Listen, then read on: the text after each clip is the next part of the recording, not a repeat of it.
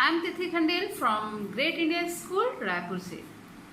आज हम कक्षा 9वीं का द्वितीय पाठ स्वर्ण काका पढ़ेंगे। स्वर्ण काका अर्थात सोने का कौवा अथवा सुनहरा कौवा। यह कथा पद्म शास्त्री द्वारा रचित इनकी विश्व कथा शतकम नामक जो उनका कथा संग्रह है उससे संकलित है। और यह जो विश्व कथा शतकम इनकी रचना है, इसमें विभिन्न देशों की 100 प्रचलित लोक कथाओं का संग्रह है।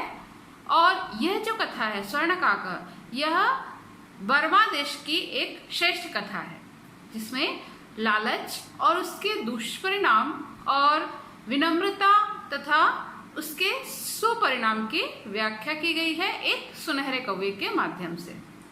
तो चलिए आज हम ये कथा पढ़ते हैं। इसमें कहानी शुरू होती है एक गांव से जिसमें एक बुढ़िया अपनी विनम्र लड़की के साथ, बेटी के साथ रहती थी और वह बहुत गरीब थी।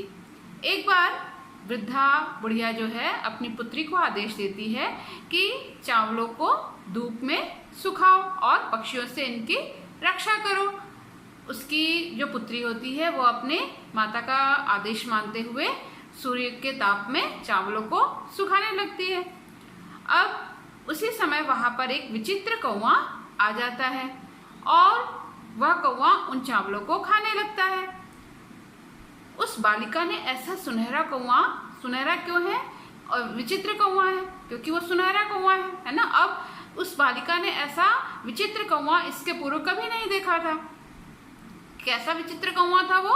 वह सोने के पंखों वाला और चांदी की चोंच वाला सुनहरा कौवा था। ऐसा सुनहरा कौवा है। सुनहरा कौवा क्यों है? क्योंकि सोने के पंखों वाला और चांदी की चोंच वाला कौवा उसने इसके पूर्व कभी नहीं देखा था।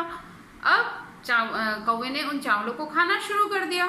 तो जब चावल को खाने लगा कौवा, तो लड़की ने रोना शुरू किया और उसने रोते रोते कहा और कौवे से प्रार्थना की कि इन चावलों को मत खाओ क्योंकि मेरी माँ बहुत गरीब है। अब कौवे ने उससे कहा, लड़की तुम रोना बंद करो, मैं तुमको इन चावलों का मूल्य दे दूंगा। तुम गांव के बाहर स्थित जो पीपल का पेड़ है वहां पर सूर्योदय के पूर्व आ जाना। तो लड़की खुश हो गई और खुशी के मारे उसको रात भर नींद भी नहीं आई। सुबह होते ही लड़की गांव के बाहर स्थित पीपल के पेड़ के पास पहुंच गई।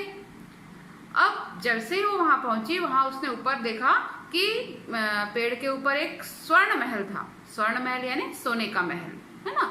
अब उसी समय कौवा जाग गया। उसने देखा लड़की बाहर खड़ी है। खिड़की से झांक कर देखा तो लड़की बाहर खड़ी थी।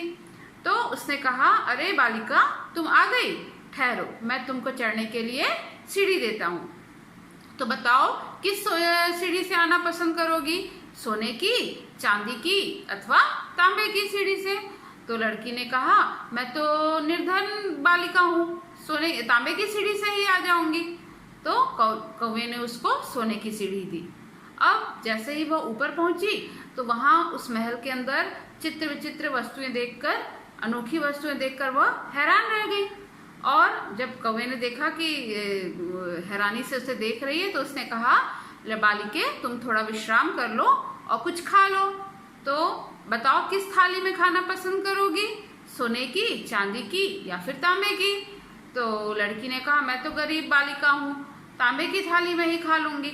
तो वह आश्चर्यचकित हो गई जब कौवे ने उसको सोने की थाली में भोजन परोसा। उसने इतना स्वादिष्ट भोजन इसके पूर्व कभी नहीं किया था। अब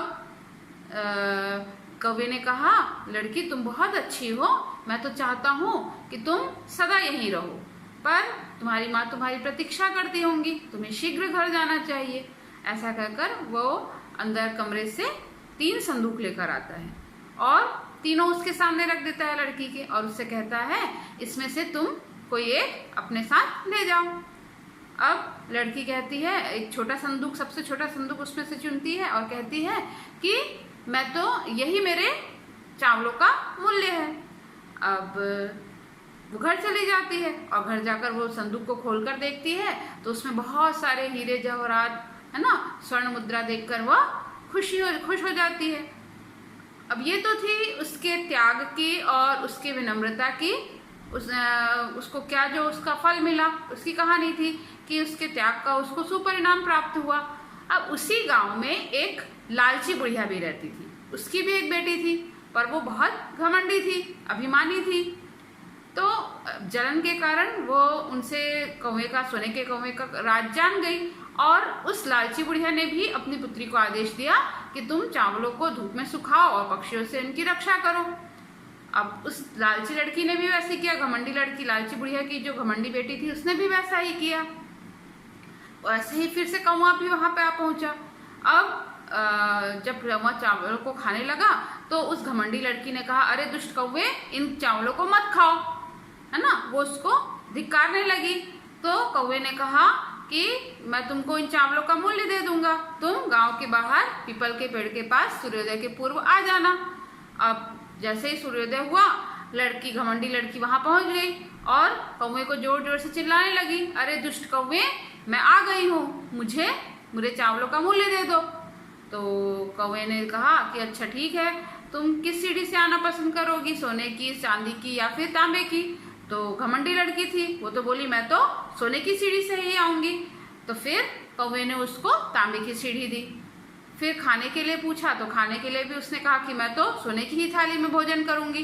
तो कौवे ने उसको तांबे की थाली में भोजन परोसा और खाना भी उसको सूखी रोटी और कंकड़ पत्थर वाले चावल दिए।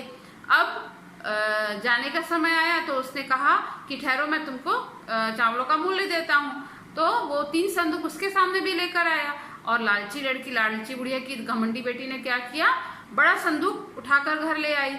और जब वो संदूक खोलकर देखती है तो घर आकर देखती है संदूक खोलकर तो उसमें से एक बड़ा भयंकर काला सांप निकलता है।